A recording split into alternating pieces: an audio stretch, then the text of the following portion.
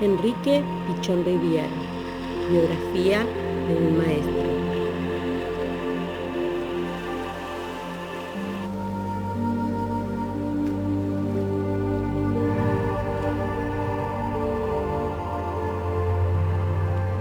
Secreto bien guardado. Alphonse Pichon estaba casado con Thérèse de la Rivière. En una fiesta familiar hubo una presentación, un cruce de miradas y un vals. El romance fue de besos discretos, se casaron con la bendición del obispo, tuvieron 5 hijos y una vida económica estable. Una lluvia de invierno sorprendió a la pareja a la salida del teatro, que le causó a Thérèse una neumonía que derivó en su muerte a los 28 años de edad. Todo es súbito y sorprendente, también la decisión de Alphonse, que se volvió a casar. Apenas terminado el duelo y abrumado por los cuidados que le demandan sus hijos, Alphonse le propone matrimonio a Joséphine de la Rivière, hermana menor de su ex esposa, quien todas las tardes, con paciencia y amor cristiano, lo ayudaba con los niños. Como fruto de ese vínculo, en el año 1907, nació como único hijo Enrique Pichon Rivière. Esta era una familia francesa originaria de Lyon, que estaba radicada temporalmente en Ginebra. La organización de la nueva familia se sostenía sobre la base de un secreto. Alphonse Pichon era francés. De adolescente fue un fervoroso socialista. Leía a Victor Hugo y otros escritores románticos. Cuando hizo declaraciones públicas de su creencia en la Academia Militar de Saint-Cyr, lo expulsaron. Entonces su familia lo envió a Manchester, donde investigó el proceso de fabricación de tejidos y, siguiendo los pasos de un tío, nacerá su idea de criar gusanos de seda y radicar una industria textil en el norte de Inglaterra. Allí se alzaban las grandes fábricas de la época. Cumpliendo con el afán paterno, estudió contaduría. Joséphine de la Rivière también era francesa, de estatura mediana, bellos ojos pardos. Fue educada en un colegio de monjas, era amante del teatro, al punto de recitar de memoria a Racine y Corneille. Además, era profesora de idiomas, canto y manualidades. Viaje a tierras desconocidas. En el año 1910, la familia Pichon Rivière llegó a la Argentina. Los motivos del viaje nunca fueron develados. Desde el puerto de Le Bret iniciaron el peregrinaje al otro lado del mar. El océano en quietud extrema y luego una tormenta. Con truenos que partían el cielo sin piedad, fue parte de la travesía. Al llegar a Buenos Aires, se acogieron a un beneficio que era la entrega de una cantidad de hectáreas para el cultivo ubicados en el Chaco. Se instalaron en el corazón de la selva del Chaco, santafesino. La familia era textilera. Se dedicaron a la plantación de algodón. Para esa tarea, contrataron la mano de obra de una tribu guaraní. El padre plantó algodón, pero una plaga de langostas devoró hasta el techo de paja del bungalú donde vivían. Mientras esto ocurría, Alphonse Pichon exclamó: ¡Qué lindo es el cielo! En el transcurso del año 1915, la familia Rivière se radicó primero en la zona del Chaco y después se movieron hacia Corrientes. En una inundación casi desaparece toda la familia. Alphonse plantó algodón y una vez más fracasó. La tristeza y la miseria los rondaban continuamente. El pasaje de una vida de ciudad a una vida de campo significó quedar expuestos al fracaso de las cosechas, al ataque de algunos grupos indígenas. Luego llegaron a Goya, donde Enrique y su papá vendían frutos. Allí cambió el destino de la familia, porque el padre consiguió un trabajo como tenedor de libros.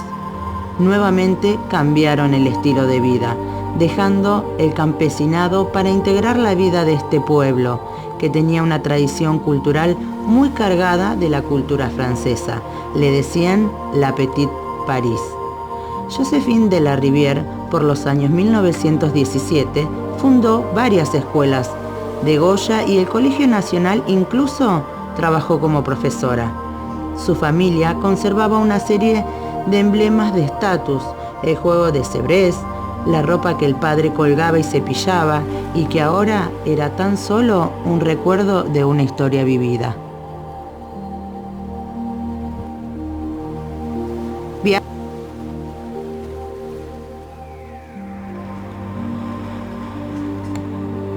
Alguien muy especial. Enrique Pichon Rivière nació el 25 de junio de 1907 en Ginebra, Suiza. Aproximadamente a los 3 años de edad, emigró junto con su familia a otro continente. Del viaje en el Gran Marsella le quedaron sensaciones de un movimiento continuo y ascendente, el desencanto de no haber descubierto sirenas en el mar y el nacimiento del miedo. Cuando pasaron por Barcelona, el día que fusilaron a Ferrer, el dirigente anarquista, el barco se detuvo en el puerto y ahí sintió que un fuego marcaba su alma. Temió que se enteraran de las ideas políticas de su padre y lo mataran. Durante su infancia, Enrique ignoró que sus hermanos eran medio hermanos, que habían tenido otra madre, ya que ellos llamaban mamá a quien en realidad era su tía. Él era un chico sumamente inquieto, pasó por muchos cambios, aprendió el idioma guaraní, leyendas, mitos y canciones de esa cultura y además trabajaba en el campo. Iba al colegio con sus hermanos y a caballo hacían una larga travesía para llegar. Era muy poco estudioso. Un trabajo sobre lógica que hizo estando en las últimas etapas del colegio fue tan bueno que el profesor no creía que él lo hubiera hecho. Su padre le enseñó a trabar la mandíbula de los yacarés con un palo. Ellos tenían una relación muy estrecha, muy profunda, pero de pocas palabras. La muerte del padre ocurrió durante su adolescencia. Enrique comenzó a escribir poesía. La primera poesía se llamó Conocimiento de la muerte y es una poesía escrita en francés, su lengua materna, de corte surrealista, que relata el juego de los chicos de Goya en el cementerio. A Enrique le interesaba mucho el deporte, el fútbol, las aventuras, la caza, la vida del pueblo, los personajes prototípicos. Aproximadamente por los años 1919, Enrique tuvo una impresión imborrable. Descubre el pánico en los seres humanos. Esta es la historia. Un político ugareño viaja a una isla cercana y allí, creyéndose a solas, grita «¡Eco, eco!», jugando con el eco de su voz. Enrique, con un grupo de amigos, lo sorprenden. Se esconden entre los árboles y cuando el hombre vuelve a gritar «¡Eco, eco!», le responden «¡La que te parió!». El político quedó inmóvil, palideció y salió corriendo y jamás volvió a la isla. Enrique vivió en Goya hasta los 18 años de edad. Durante su estadía allí se impregnó de la cultura francesa, en principio porque su padre era un fascinado por algunos autores contemporáneos. Pichon era capaz de componer un tango para tomar el pelo a algún amigo. Solía decir, el que se entrega a la tristeza renuncia a la plenitud de la vida. Permitía tanto el crecimiento de sus discípulos que se alegraba con el logro, con la producción de sus alumnos, mucho más que con la suya. Era un gran estimulador de ideas. Blecher lo llamó en la introducción de uno de los libros que le dedica generador de ideas. Era sumamente desordenado u ordenado en su desorden. En su casa había libros por todos lados, pero él sabía siempre dónde estaba cada uno. Cuando alguien iba a consultarlo, tenía una forma muy particular de contestar. Su costumbre era dejar sola a la persona, casi con la palabra en la boca, y desaparecía. Al rato volvía con una pila de libros. Esa era la propuesta en respuesta a la demanda. Siempre podía rescatar, aún de los libros más elementales, la idea que valiera la pena. La imagen del viejecito deprimido, frágil y entristecido es una imagen medio construida sobre la última época y tiene poco que ver con toda su vida. Un hombre deportista que jugó al fútbol hasta los 52 años, que era muy vital, capaz de pasar una noche entera con un paciente en estado de crisis y al día siguiente seguir trabajando. Un espasmo vascular dejó como secuela dificultades en el reflejo de la glotis, con el cual hacía neumonías por aspiración.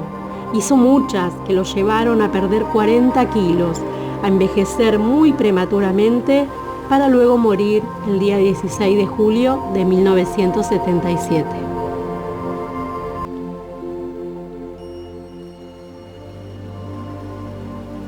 El destino de un grande. El tema de la familia fue uno de los motivos de su investigación. Allí había toda una historia de duelo silenciado. En tanto no se hablaba, era un misterio, y esta cuestión de secreto familiar nunca dejó de ser articulada por Pichón. Enrique vivió una serie de contrastes entre los universos culturales que conoce y que influyeron en que se le plantearan interrogantes acerca de lo que pasaba con las personas. El hábitat, la cultura, las leyendas, el sistema de representaciones sociales y la organización familiar. Su vocación por los grupos y por descubrir lo oculto debió tener que ver con experiencias en las que él se había encontrado. Por ejemplo, su madre recibía los días jueves a las señoras de Goya y él escuchaba sus conversaciones sobre la historia del lugar, sobre familias. Jugando con otros chicos se acercaban al do, donde todavía se lavaba la ropa, y escuchaba a las lavanderas sobre la misma gente, sobre los mismos hechos, con una visión totalmente diferente. Esta cuestión de contrastes comienza a ser una en toda su vida. Contraste de culturas, de concepciones, de miradas. Todas estas experiencias le fueron dejando esta capacidad, esta apertura hacia lo diferente, hacia lo heterogéneo. En 1923 se recibe de bachiller y viaja a Rosario para estudiar medicina. Allí vivió una serie de experiencias insólitas. Conoce la noche, los prostíbulos, donde comienza a desempeñar una función poco común como profesor de modales y de francés a las muchachas prostitutas polacas que tenían que pasar por francesas del lujoso prostíbulo de Madame Safo. Toma conocimiento de la existencia de la obra de Freud a través del portero del Quilombo, un tal Canoy. En base a unos artículos de Caras y Caretas, le da una primera charla sobre el descubridor del psicoanálisis. Luego enferma y vuelve a Goya. En 1924 fue campeón juvenil de boxeo. También practicó remo, ciclismo, natación y otros deportes. Fundó el club de fútbol Matienzo. Además, a los 17 años de edad escribió su primer poema, Connaissance de la mort, que se centra en el tema de la muerte, que lo abordará más tarde desde la investigación psiquiátrica que desde la creación literaria. Dicha poesía se trata de los viejos guerreros del Paraguay. Estaban enterrados en Goya y los chicos abrían los ataúdes, sacaban los sables y jugaban y los volvían a guardar. Con lo cual el contacto con la muerte perdía su carácter terrorífico y adquiría familiaridad. Pero de todos modos implicaba el juego de lo siniestro. Lee a Rimbaud y conoció la obra del Conde de Latremouille. Después decide venir a Buenos Aires. Transcurría el año 1927. Fue a vivir a la pensión del Francés. Allí conoce a quien será su maestro de vida y gran amigo, Roberto Arlt. Comienza a trabajar con él a partir de la labor periodística y lo acompaña en su tarea. Roberto vestirá aspectos en Rosario de estas excursiones, de estas observaciones y análisis de la realidad en Aguasfuentes porteñas, que tiene mucho que ver con la beta de la crítica de la vida cotidiana que tanto desarrolló Pichón Rivière. Conoció a González Tuñón y a Nalle Rocklo. Se acerca al pensamiento psicoanalítico a través de Federico Aberasturi.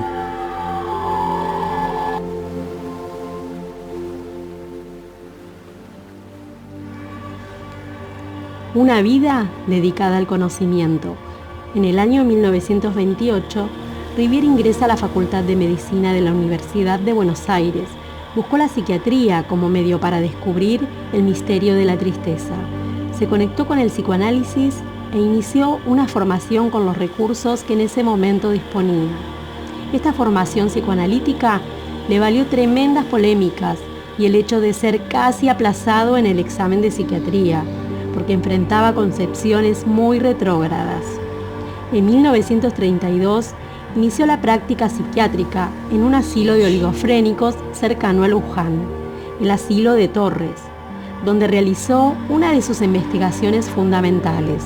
Logró establecer que en un gran porcentaje de estos enfermos tenían un retardo especial que no estaba relacionado con lesiones orgánicas, sino que eran un producto de retardos afectivos.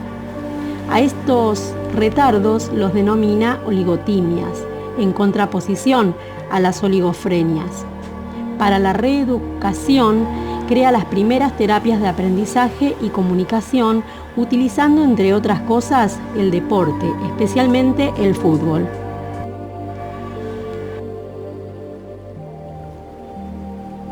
En 1936 se casó con Arminda Averasturi, con quien tuvo 3 hijos, Enrique, Joaquín y Marcelo. Se recibió de médico y fue nombrado por concurso en el Hospicio de las Mercedes, donde trabajó más de 15 años. Allí puso en vigencia su técnica de los grupos operativos, primero con los enfermeros y luego con los propios enfermos. Logró así una nueva dignidad y mejor asistencia al recluido.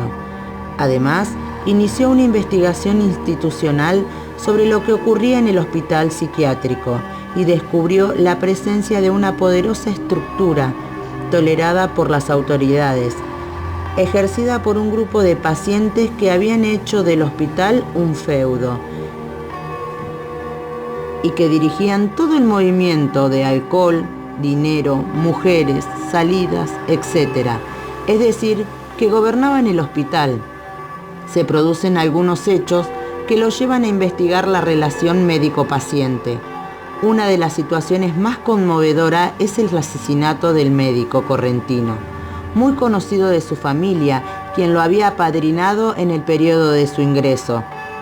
Pichón comentaba que los médicos en aquella época tenían una relación sumamente despectiva y brutal para los pacientes. No los veían, sino que delegaban estas tareas a los enfermeros que sabían de psiquiatría mucho más que ellos. Un día, los médicos sentados bajo un tilo leían y escuchaban los informes que les traían los enfermeros cuando los pacientes se acercaron y deshuellan con una cuchara afilada en plena reunión, como para dejar sentado algunos antecedentes. Pichón se pone a investigar lo ocurrido y curiosamente un paciente caratulado como autista, que permanecía habitualmente en mutismo, le cuenta que lo que había pasado, cómo se va constituyendo un grupo que toma la decisión de matarlo, cómo entre todos consiguen la cuchara, la afilan, la esconden.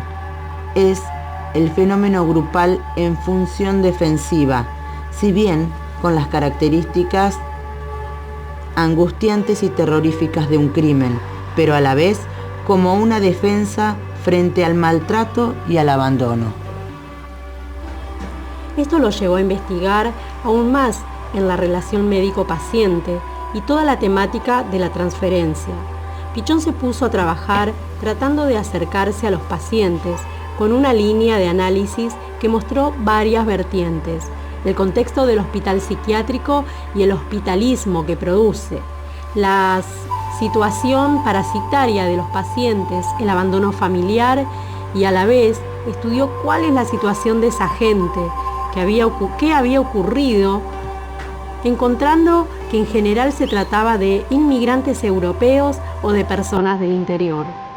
Los enfermeros también eran inmigrantes, con lo cual existía una relación que le otorgaba al enfermero bastantes posibilidades de identificarse con los pacientes. La primera experiencia de grupo operativo, Pichón la hace con los enfermeros, descubriendo que si trabaja en ese estamento se podían seguir transformaciones significativas. En el año 1938 fundó en el Hospicio de las Mercedes el primer servicio en América especializado para enfermos mentales adolescentes, que llegó a ser un servicio modelo, donde tiene el lujo de contar con Batle Planas como maestro de pintura de los pacientes, pintor del cual Pichon fuera uno de los críticos.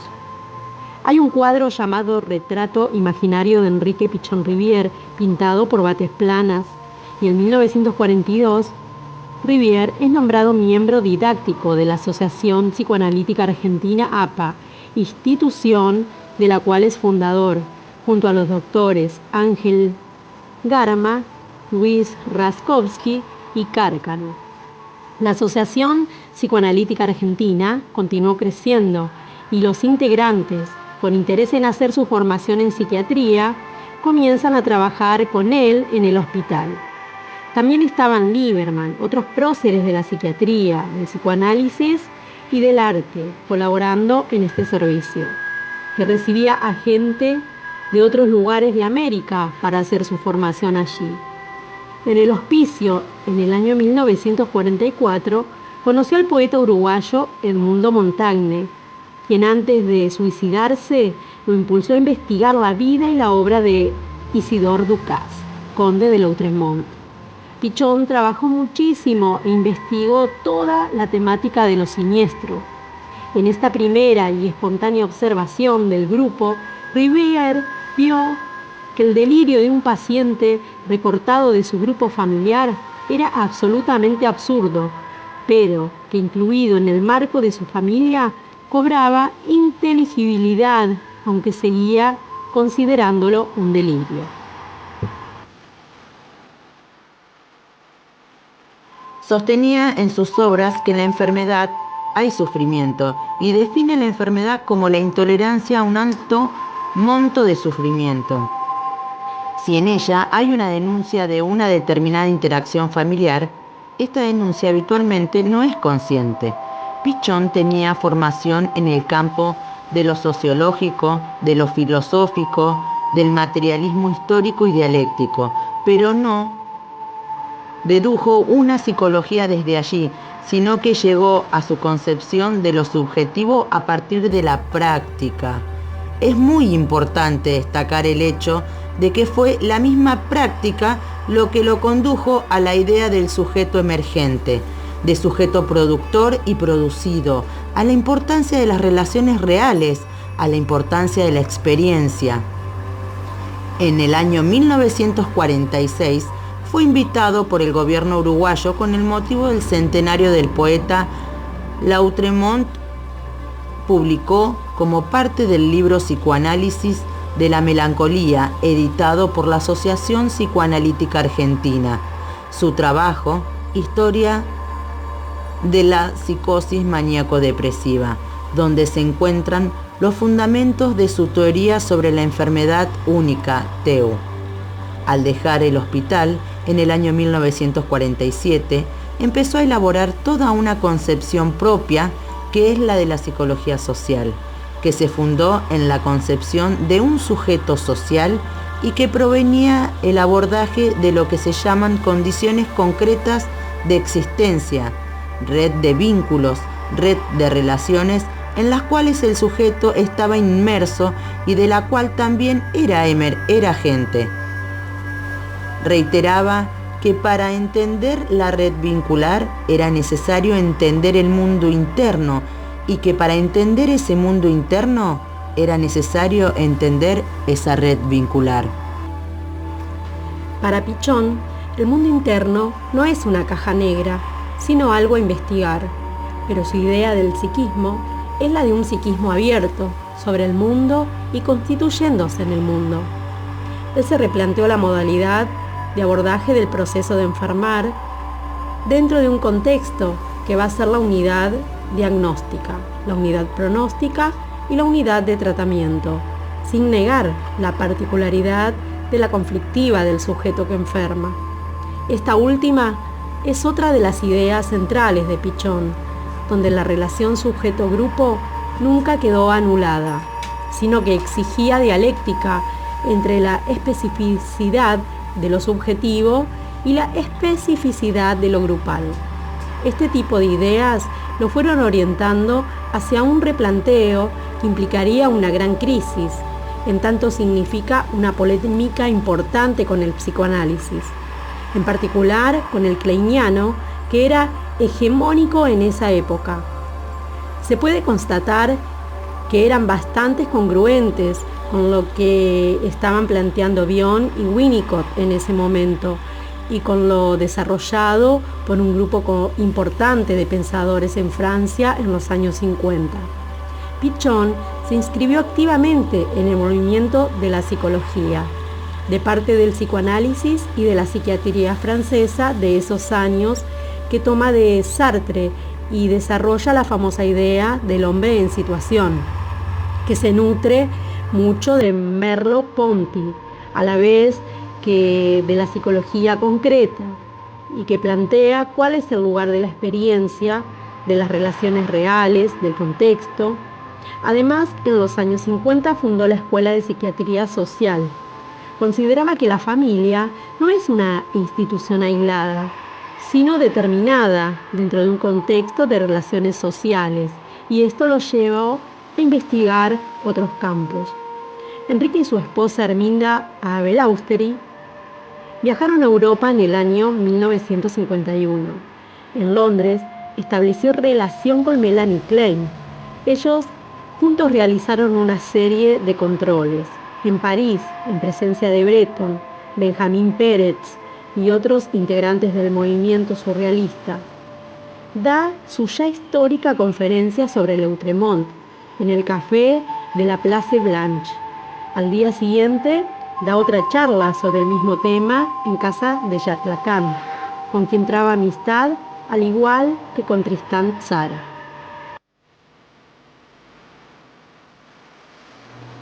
Es consultado, a pedido de Breton, por el psiquiatra que atendía a Anthony Artaud.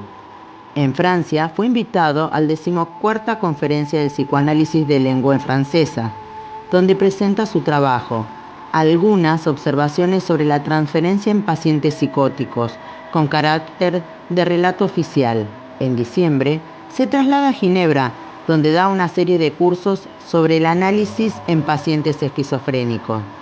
Comenzó a hacer investigación social y desplegó sus experiencias e investigaciones desde otra institución que también fundó en el año 1953, el Instituto Argentino de Estudios Sociales, IADES. Lo acompañan en esta tarea los doctores José Bleger, David Lieberman, Edgardo Roya y Fernando Taragano. En el año 1956 se separa de Herminda Aberasturi. En la década del 60 se convierte en la actual primera Escuela Argentina de Psicología Social, que va a converger con la Escuela de Psiquiatría Social, convirtiéndose en la Escuela de Psicología Social. Esa Escuela de Psiquiatría Social, que inicialmente se llamó Psiquiatría Dinámica, tuvo un importante papel en la formación de un grupo importante de profesionales, hasta que el desarrollo de su pensamiento, de sus investigaciones, lo llevaron a Pichon-Rivière replantearse la necesidad de un nuevo operador social en el campo de la salud, el del psicólogo social. Además, en ese mismo año se realizó en el país el segundo Congreso Argentino de Psiquiatría, como contribución al Año Mundial de la Salud. Es nombrado presidente del mismo. En el año 1966 comenzó a publicar en la revista Primera Plana con colaboración de Ana Quiroga, una serie de notas donde indagan científicamente la cotidianidad.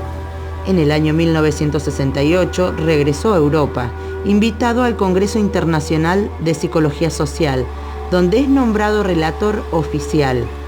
Este hecho lo introduce definitivamente en el campo de la problemática social. Uno de sus fines, democratizar al psicoanálisis. Volviendo a la Argentina, su salud se fue resintiendo. Viajó a Tucumán hasta el año 1970, en el que tuvo un episodio vascular, a raíz del cual tuvo que dejar de dar clases. Este fue uno de sus grandes dolores, ya que sus dos pasiones eran la clínica y la docencia, en la cual era un gran favorecedor y estimulador del pensamiento del otro. En el año 1971 recibió la propuesta de Jorge Rodríguez, un psicólogo que se ocupó de rastrear y ordenar sus obras, publicando lo que hoy se da a conocer una obra mayor de la cultura argentina, del psicoanálisis a la psicología social, editorial Galerna. Comprende 3 tomos: el proceso grupal, tomo 1, la psiquiatría, una nueva problemática, tomo 2, y el proceso creador, tomo 3. Pichon escribió el prólogo publicado en el tomo 1, que es una síntesis muy significativa entre su vida y su obra, entre su historia y su concepción, donde Enrique Pichon Rivière documenta sus 30 años de investigación. En 1975 se repone de una dolorosa y larga enfermedad. Continúa dirigiendo su escuela, trabajando como psicoanalista e investigando siempre bajo su misma reflexión: estar en la tierra realizando una tarea concreta. Esta es mi vida, una praxis permanente y el movimiento espiral. En 1980, también, Nueva Visión publicó Teoría del Vínculo, que contiene la desgrabación de las clases dictadas en la APA en el año 1956 y 57, material reunido por Fernando Talagano, quien escribe el prólogo. Otro libro es Psicología de la vida cotidiana. Consiste en una serie de artículos que elaboramos en forma conjunta para publicar en el seminario Primera Plana durante los años 66 y 67, y que luego reelaboramos. En los últimos días de su vida, Pichon había vuelto a trabajar sobre los cantos con idea de publicarlos, pero de alguna manera la leyenda que pensaba sobre el conde ejercía cierta inhibición sobre él. La tal leyenda dice algo así como: quien se mete con el conde termina mal, como si el poder de lo siniestro pudiera llegar hasta quienes toman contacto con su obra. Además de la leyenda, Pichon tenía con este trabajo el siguiente problema: él había cambiado mucho su concepción a lo largo de los años y su marco de análisis había variado considerablemente hacia lo social, con lo cual la interpretación que podía hacer de los cantos en los últimos años de su vida era muy diferente a las de momentos anteriores. Por ejemplo, una segunda interpretación de los cantos de Mal Dolor consideraba a esta obra como la versión de una situación histórico-política muy sangrienta, como fue el sitio de Montevideo, vista desde la perspectiva de un chico muy solitario, hijo del cónsul francés, que tenía grandes conflictos en la cual la fantasía y la realidad se mezclaban, y cuya fantasía estaba cargada de los elementos sádicos y trágicos de la situación sangrienta que la ciudad vivía. Uno de los cantos fue publicado en el proceso creador, pero Pichon se planteaba la necesidad de reescribirlo todo, su trabajo desde este último ángulo.